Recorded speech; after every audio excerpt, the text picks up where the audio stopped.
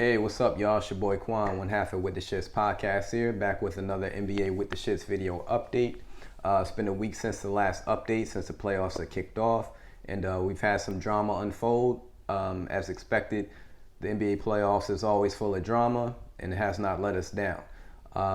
In the words of Hove, the great Hove, it was all good just a week ago with some teams, as we've seen these series tighten up, and other series not so much. So let's get right with the shits and see what's unfolded. So in LA, let's start with Tinseltown. We got the Lakers and the Suns. That series is all tied up at 2. We saw the Suns jump out to a 1-0 lead behind some great play by Booker and DeAndre Ayton. But we also did see an injury to CP3, which he's been notorious for in the past in playoffs. And that hampered him. And as we expected, LA did bounce back in games 2 and 3 with some monster games behind Anthony Davis. AD put up 34 in back-to-back games, and they delivered as I expected them to. Game 4, not so fast. We thought the Lakers were going to really take command of the series. They're going up 2-1. We thought they would go up 3-1 going back home, but the inevitable did happen. AD, Mr. Glass, as I like to call him, another injury. And he's been hampered with injuries throughout this whole season, as he has through his whole career. His only problem through his whole career has been injuries. He's a phenomenal player on both ends of the court, and he just can't seem to get it right. And this series has delivered another injury to AD. As I believe it was a knee injury, now his groin. So he is actually going to be out for Game 5, as I just saw, which is going to put great pressure on the Lakers, especially LeBron. AD, he's very brittle. He is similar to players like Grant Hill or Penny Hardaway. Their careers never panned out the way that we thought they would. Because of injuries, and AD I think was on that trajectory as well until he came to the Lakers and he teamed up with LeBron and he won the championship. Otherwise, I think his career would have had that same type of trajectory. He just can't seem to stay healthy and live out his potential to his fullest. So it's going to put great pressure on LeBron. LeBron has taken on the challenge like he has throughout his whole career, stating that he has broad shoulders for a reason, but those shoulders are geriatric now, bro. They're not the same shoulders, man. I don't have confidence in it unless he can turn back the clock to 2018 playoff LeBron. I don't see them winning this series. The Suns are young. They're hungry. They got a leader in Chris Paul that's going to stabilize that team and that offense with those young stars like Booker and Ayton, other complementary stars like Cameron Payne, and other stars off the bench. That's going to be a pretty difficult task for LeBron to handle, man. And especially with him getting very little help. Without AD, who's going to really step up and take the challenge to be his number 2? Schroeder, he's been erratic throughout these playoffs so far. He has a great game here, not so great game there. KCP is actually out, which is going to really give them a problem on offense because that's their three-point shooter. Andre Drummond, he gives you very little on offense. He's a great defensive player, but nothing on offense. Montrez, he's been out the rotation. I really don't see him having too much of an impact on this team. Gasol is old as well. And your boy Kyle Kuzma, man. Kyle Kuzma just can't get right. That should be his name, can't get right. He actually had a play last night where he didn't know he was caught in between throwing an alley-oop to Bron and a layup. And he just like wedged it in between the rim. It was like, what is that, bruh? It was like a father that bought his kid some dessert. And he never actually tried his dessert. And it was on to the last bite, and the kid didn't know whether he wanted to give it to his father or eat it. That's what Kyle Kuzma did last night. I mean, it's just horrible, yo.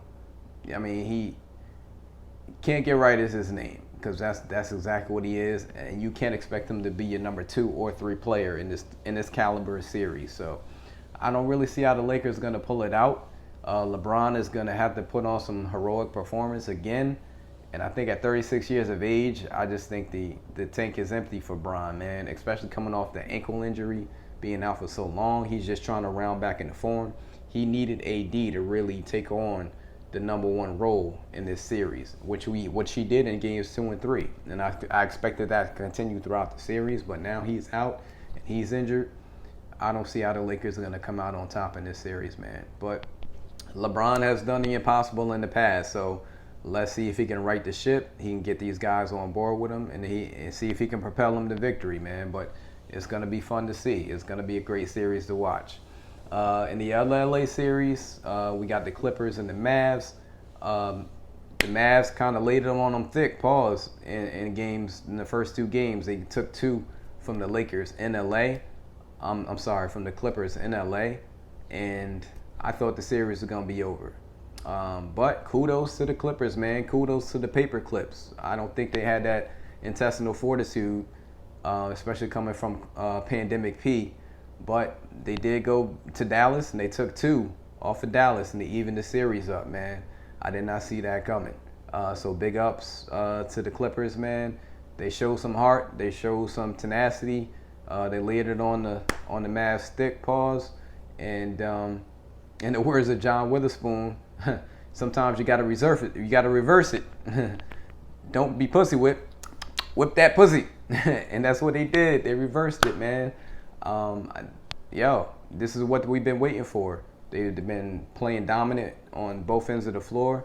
Kawhi and Paul George, they actually shut Luka down. Luka's been averaging 31, 9, and 9 throughout his playoff career, all against the Clippers, man. And they did a job on him. Now he has the neck strain. I don't think Doncic is going to be the same player throughout the rest of these playoffs. So I do expect the Clippers to kind of manufacture, some magic here, take away Luka's magic, and make their run. And especially with the Lakers having AD out, they see the door now opening. They smell blood. They should be able to get through this, make light work of Dallas now for the rest of the series, and go on, get some rest, and prepare for the next series. If they want to win a ring, this is the opportunity right here. So I think the Clippers are going to take advantage of this opportunity, and they should take care of the Mavericks the rest of this way here. And we'll see what they do the rest of the playoffs. In the next series, we had the Trailblazers and the Denver Nuggets, and that series is all tied up at 2 as well. We saw both teams take W's on each other's home courts, and big games from Dame, big games from Jokic as expected. They're playing like the stars that they are.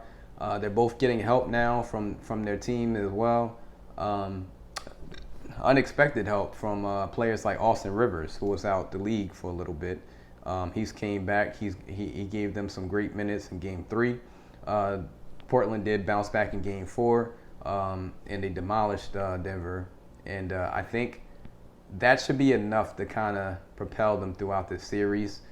They do have the deeper bench. They have more scorers.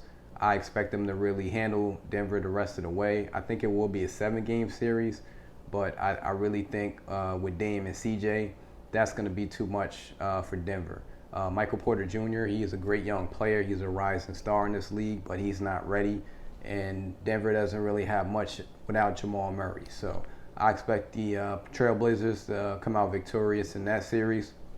In the last series, we have the Memphis Grizzlies and the Utah Jazz, number 1 and 8 seeds. We saw Memphis jump out. They took Game 1 behind some heroics by John Morant. John Morant is an up-and-coming superstar, I think, in this league. You see the potential that he has in Game 1. And even in Game 2, he dropped 47 on Utah. But they did have Donovan Mitchell come back. They were able to take Games 2 and 3 and kind of right the ship and take control of the series, which I think they will. They'll close out in 5, maybe 6. And Utah just has too many shooters. They have too many scorers. I don't think Memphis, they're too young. They're just too young. I think they need a few more years to kind of build around John Morant. Dylan Brooks is a nice piece. So I really don't see them be able to take maybe one other game from Utah, but that might be it. The Bucks stops there. In the Eastern Conference, we don't have too much drama. My Sixers are handling business against the Wizards, a hobbled Wizards team.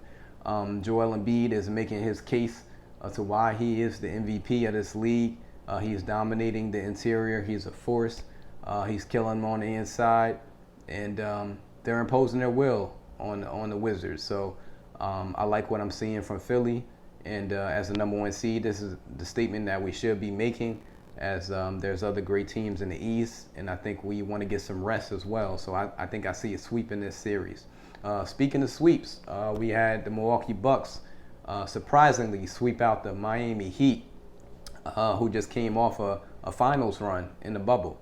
And I really think that was due to the bubble, honestly. I mean, how else can you explain going from the finals to getting swept against the same team that you ousted? And I believe that the Heat do have a little soul searching to do. They got to make some moves on that team. Jimmy Butler is a great star. He's not a superstar. And I think they got to put some other pieces around them. They had that opportunity to get James Harden, but they didn't want to give up Tyler Hero. Like Shannon Sharp said, guitar hero, Tyler Hero, any hero. I'm trading him for James Harden. That was crazy. I don't know why they didn't make that move, and it's showing now in the playoffs. They don't have that go-to scorer. Jimmy Butler is not a great shooter. So Milwaukee surprisingly came back, swept them. Kudos to Milwaukee. Their front office did make some moves, getting an underrated star like Jrue Holiday. They also put some other good pieces around them. Bobby Portis is a great pickup from Chicago. And also Brent Forbes from San Antonio. So they got some great shooters around Giannis, who's not a great shooter. But with him being able to penetrate and do what he does, I think Milwaukee's going to be a tough out this year. They look like a different team. The whole complexion of the team is different from last year. So I'm excited to see what they're going to do. In the other series, we got the Brooklyn Nets, who I thought would sweep the Boston Celtics. But Boston was able to take game 1 with a 50-piece from Jason Tatum. He's another up-and-coming star, a rising superstar. And he did all he can do. But as you saw last game, the Celtics just don't have enough complementary pieces to help him with Jaylen Brown out. He can't duplicate that kind of performance. And KD giving you 42, Kyrie 39, James Harden 18 assists. I seen a crazy stat. They scored or assisted on 137 out of 141 points. That is unheard of. I've never seen nothing like this. Brooklyn is a straight-up juggernaut. I really don't see them how they're not going to win the championship, especially with a lot of teams experiencing with injuries. So Brooklyn, this is their opportunity, man. And this is kind of what they envisioned with putting those 3 pieces together. So the big 3 is not disappointing, man. I think they're going to cruise the rest of the series. They should end it off in 5. And big ups to Boston. I mean, they did try to make it a series, but just not enough help for Jason Tatum.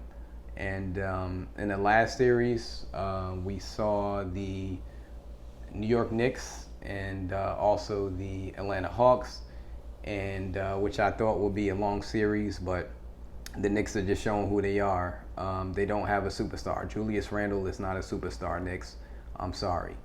He's the most improved player, but he's still, that's what he is. He's improving. So y'all need to put another piece around him, put a star around him, a scorer. He's not able to make big shots and big moments. He can't score consistently. So you need another guy, to make him the sidekick. So that's going to be y'all responsibility in the offseason in the front office to put that superstar in place, so Julius Randle could be the complement to that star. And but congratulations, y'all made the playoffs for the first time in years. It was a great run, but you can't spit on ice tray as a fan and think there's not going to be repercussions. You can't have that happen.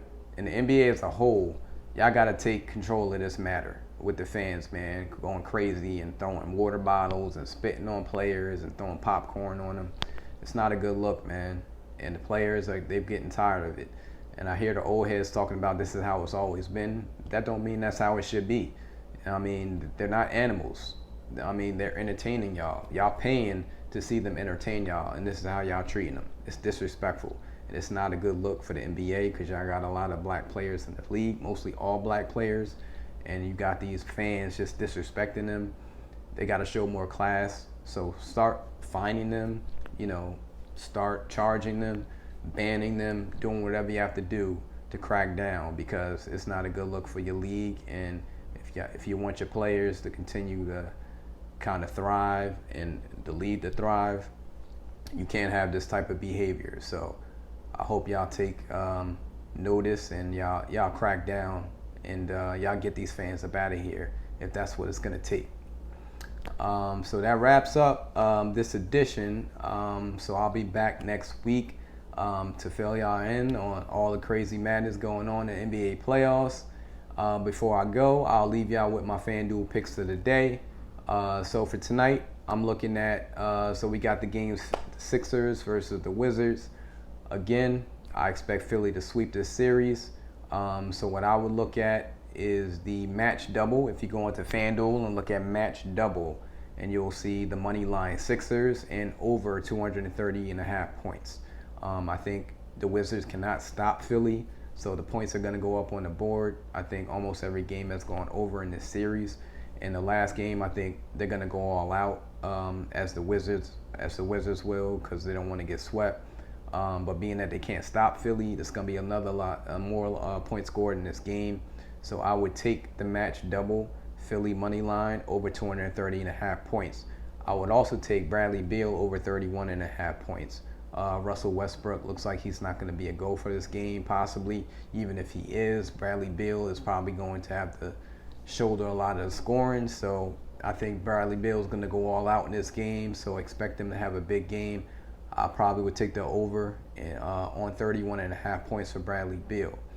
And in the last game, we got the Utah Jazz and Memphis Grizzlies. I'm looking at this game. This game has also had a lot of points, and we saw a big game from Mike Conley last game. Donovan Mitchell is back, so you can expect him to put up a lot of the shots, but Mike Conley was efficient last game, and I think he was the primary reason for the W. He did put up 10 3-pointers last game, making 7 out of 10. And I think that's going to continue in this game, as Memphis is not a great team at defending the three, and Utah has an array of 3-point shooters. And I think Mike Conley will continue that success. His number is actually at 2.5 threes, so I think that number is low, him coming off a 7 3-point game. John Morant not really being a great defender yet. He takes a lot of gambles, which will lead to a lot of open shots. And I think Mike Conley will capitalize off of that, and he'll make over 2.5 threes. So I will lay my money there as well. So those 3 picks, I will say, match double, Sixers money line with 230.5 points over. Bradley Beal, 31.5 points, the over. And the over 2.5 threes for Mike Conley. So far, we're off to a good start, hitting on 7 out of 8. So let's continue and let's make that come up. Once again, this is your boy Quan with the shits. Y'all know our moniker: stay hungry, stay humble, and stay with the shits. I'll see y'all back next week with another update. Until then, let's do what we do. Let's make this money. We out.